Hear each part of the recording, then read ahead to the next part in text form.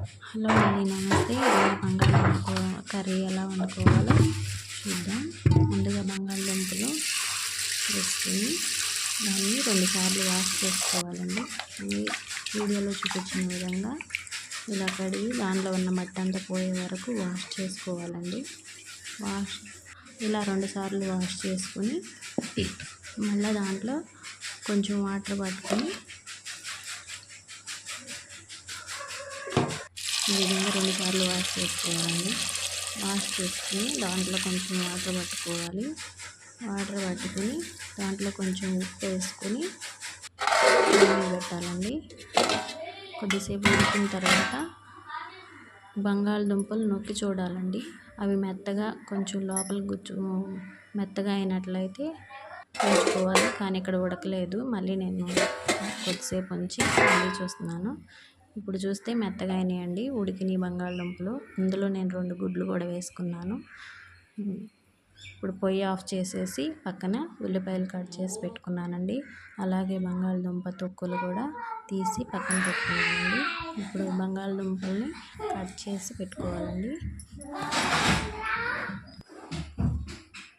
ఈ విధంగా బంగాళదుంపల తొక్కులు తీసివేసి బంగాళదుంపల్ని ఈ విధంగా కట్ చేసుకోవాలండి.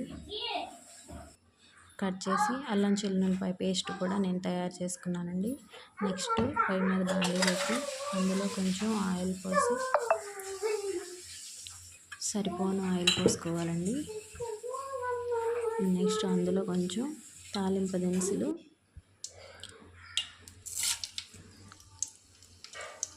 అండ్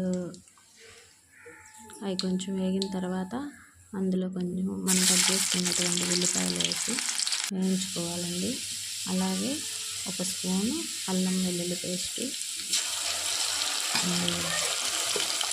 ఉల్లిపాయలు అల్లం వెల్లుల్లి పేస్ట్ పచ్చి వాసన పోయేంత వరకు దాన్ని వేయించుకోవాలండి. వేయించుకున్న తర్వాత ఇలా బ్రౌన్ కలర్ వచ్చే వరకు దాన్ని వేయించుకోవాలి. నెక్స్ట్ బంగాళదుంపలు కొంచెం చేతితో చిదిమి అలా వేస్తే కొంచెం గ్రేవీగా వస్తుందండి. నెక్స్ట్ అందులో బంగాళదుంపలు మొత్తం వేసేసి ముక్కలు మొత్తం వేసేసి ఇలా తిప్పుకోవాలండి.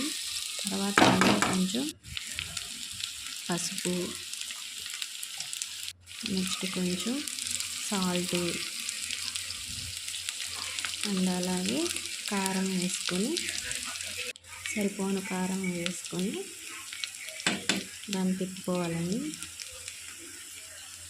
కూరని ఒకసారి గరిటెతో తిప్పుకోవాలి. ఈ విధంగా వీడియోలో చూపించిన విధంగా గరిటెతో తిప్పుకొని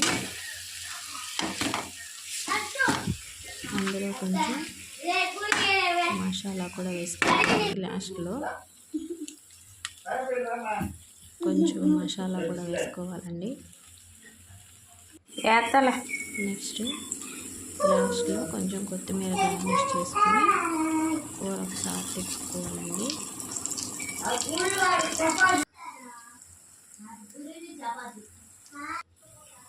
ఈ విధంగా కూర తిప్పుకున్న తర్వాత అండ్ నా దగ్గర ఉన్నటువంటి గుడ్లు కూడా అందులో వేసుకున్నానండి.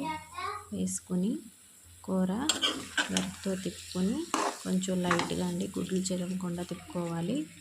తిప్పుకున్న తర్వాత పైన కొంచెం కొత్తిమీరతో గార్నిష్ చేసుకుంటే బంగాళదుంప కోడిగుడ్డు కర్రీ ఈజ్ రెడీ అండి.